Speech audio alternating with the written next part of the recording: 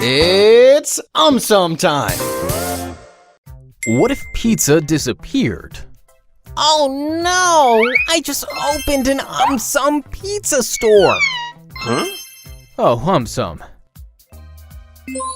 To buy this hoodie, visit AumSum.com. Firstly, if pizza disappeared, some people might actually start losing weight. Secondly, many people love to eat pizza. If pizza disappeared, many people may actually start eating more at home.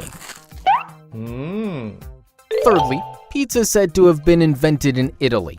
If pizza disappeared, entire country may go on strike.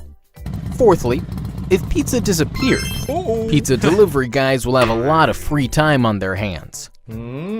Fifthly, cheese and pizza go hand in hand. If pizza disappeared, sale of cheese may come down. Lastly, if pizza disappeared, fast food joints world over may start closing up.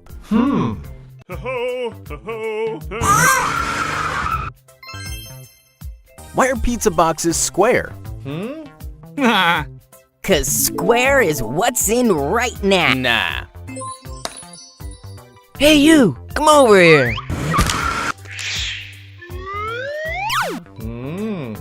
Even though pizza's are round, square boxes are preferred.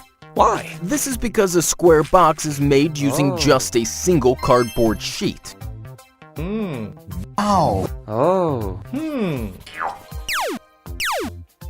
While a round box requires several sheets that need to be joined together using special machinery. Holy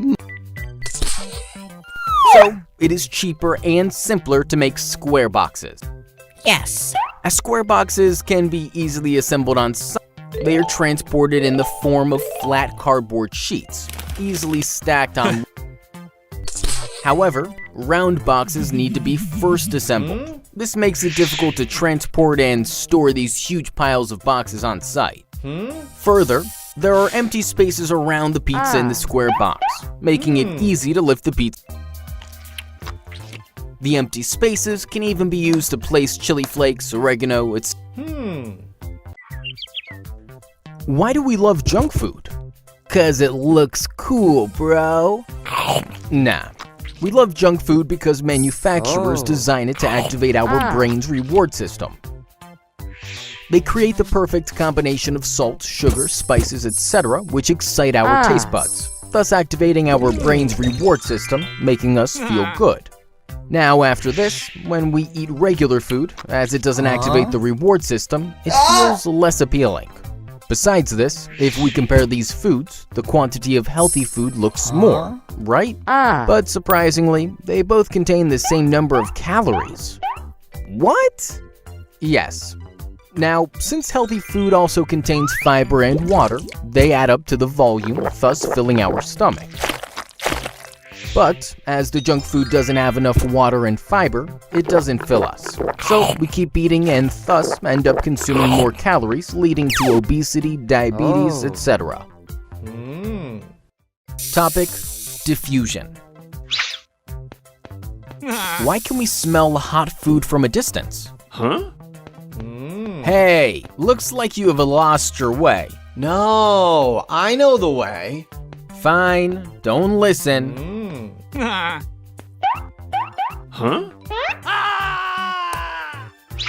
See, I told you. Now listen to me. There is a restaurant next to your house where hot sizzling food is available, right? Oh yeah! Yummy! Follow its smell and you will reach home.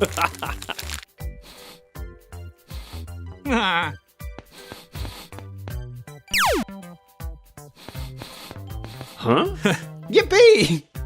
I have reached home! Do you know how the smell of that food reached you? When food gets cooked, it releases some aromatic gases into the air. The molecules of these gases spread and mix with air molecules. When this air reaches our nose, we get the smell of food. This process of spreading and mixing of a substance with another substance is called diffusion. But then, Why couldn't I smell the food inside my house from a distance? This is because that food had become cold. On heating food, the molecules of its aromatic gases gain kinetic energy and start vibrating faster. Hooray! They spread and mix easily into air, leading to an increased rate of diffusion. As the food gets cold, the temperature of the aromatic gases decreases. The kinetic energy of molecules decreases and they do not vibrate as much anymore. Thus, the rate of diffusion decreases and we cannot smell the food from a distance. Why do we get food cravings?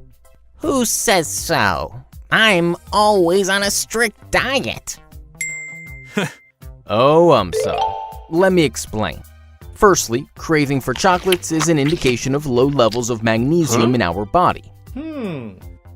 Secondly, we crave for cheese because it contains an amino acid called tryptophan, which boosts production of serotonin in our body. Serotonin is also called a happy chemical as it contributes to feelings of well-being and happiness.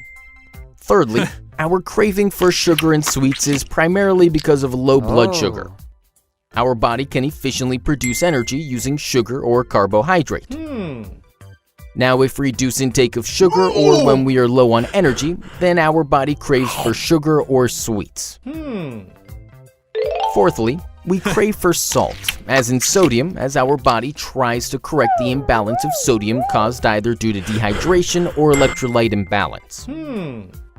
Lastly, we crave for tea or coffee mainly because of addiction to caffeine. Is spicy food bad for you? Obviously, because whenever I eat spicy food, my mouth seems to be on fire. This is because spicy food generally contains chili peppers. Chili peppers have a chemical called capsaicin. When capsaicin comes in contact with our tongue, it activates the heat-sensing receptors instead of our taste buds. As a result, our brain thinks that our mouth is on fire. So, shall I call the fire brigade? Oh, just listen. Capsaicin present in spicy food is not necessarily bad for everybody. Only those people who have a low tolerance level or don't have a habit of eating spicy food can experience some problems like burning mouth, irritation of the stomach lining, heartburn, etc. Topic: human nose. Why does spicy food make your nose run? Because it is not that strong to make me run. Nah. Our nose consists of tiny hair and a sticky substance called mucus. Can I use this mucus to stick my broken vase? Ooh, gross. Please don't do that and listen. During breathing, the hair and mucus trap harmful substances, thus prohibiting them from entering deep inside the body. Now, spicy food items like chili, mustard, horseradish, and wasabi contain chemicals called capsaicin and allyl isothiocyanate. When we eat such food items, the capsaicin and allyl isothiocyanate travel through the pharynx and reach our nose. Here, the chemicals activate the heat-sensing receptors, thus causing inflammation in our nose and irritation of the mucus. Hence, as a defense mechanism, more mucus is produced in our nose to get rid of these chemicals, thus making our nose run. Why does salt make food taste better? Wait, I'll explain. Salt, which is basically sodium chloride, makes almost everything taste better. Whether it is French fries, certain fruits, curries, or even cookies, we like at least a little salt in all these foods.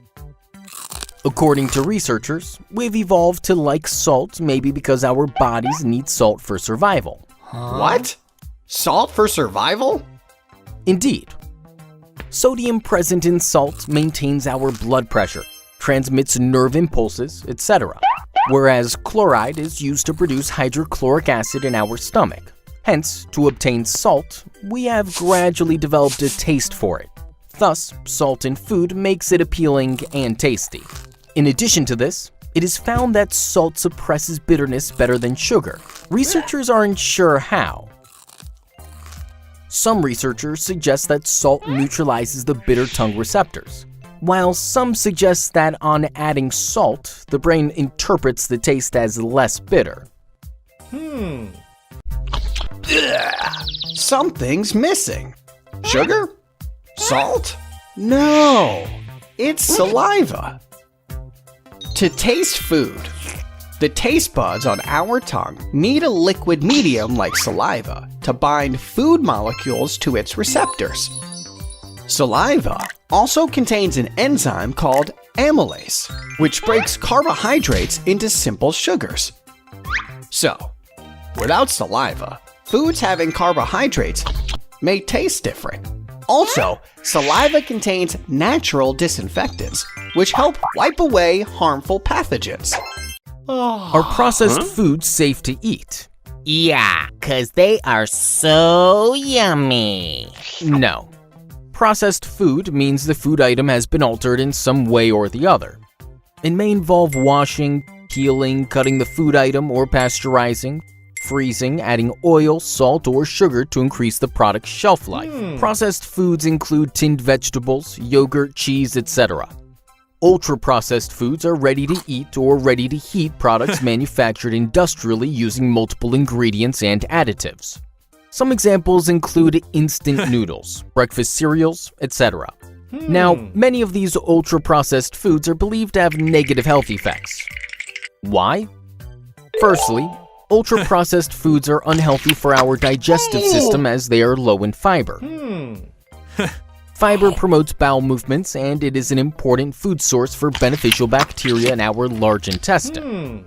Secondly, many of these foods are high in trans fat, which increases the level of bad cholesterol. Thirdly, high amounts of salt, sugar, and chemical additives in these foods may increase the risk of diabetes, obesity, etc. Is overcooked food good for us? Obviously, burnt toast is my favorite. Oh, AumSum. Overcooking or charring the food from outside is in trend because it adds a smoky flavor and enhances the taste. However, experts believe that overcooking can have negative health effects. Firstly, the longer you cook, the more nutrient loss occurs. Secondly, overcooked food is hard to digest and metabolize. Thirdly, when we cook starchy food at high temperatures for longer periods, the naturally occurring sugar and amino acids react to form harmful carcinogens like acrylamides. Whereas overcooking of meat causes sugar, amino acids, and a substance called creatine to react, producing carcinogens called heterocyclic amines. Lastly, while grilling, fat from the meat can drip onto the burning coal, leading to the production of carcinogens called polycyclic aromatic hydrocarbons. Hence, it is recommended to cook food just until it gets a golden yellow color and not until it turns brown or black. Is expired food safe to eat? No problemo. I'm as strong as Hulk. Oh, AumSum. Usually we see 3 types of dates on food products: sell by, best by, and use by. Use by is what we call the expiry date. Consuming food past this date may prove to be harmful. Firstly, the nutritional value of the food will reduce. Secondly, as bacteria don't usually grow at low temperatures, many foods are frozen. But if foods are kept at room temperature, bacteria will develop in them. Now, if consumed, they can cause vomiting, diarrhea, food poisoning, etc. Thirdly, it is believed that when canned food expires, the acids present in food react with the metal can and produce hydrogen gas, creating bulges in the can and thus making the food unsafe to eat. So, expiry date is definitely a good indicator. But apart from that, we should also rely on our senses of smell and sight to check the quality of the food. Is fermented food good for us? No, French fries are the best for me. Alright, now listen. Fermentation is a process in which natural bacteria and yeast break down the sugar and starch present in the food, producing lactic acid and other compounds. For decades, fermenting was a technique to preserve food. However, nowadays, fermented food is getting a lot of attention because of the benefits it provides. Firstly, as the fermented food is pre-digested or broken down by bacteria, these foods are easier for us to digest. Secondly, fermentation increases the nutritional value by producing beneficial enzymes and vitamins. Thirdly, as microorganisms break down lactose present in the food, lactose-intolerant people can eat yogurt and other fermented milk products. Lastly, fermented foods contain probiotics, which are good or friendly bacteria. They improve our gut health, thus leading to a healthy immune system.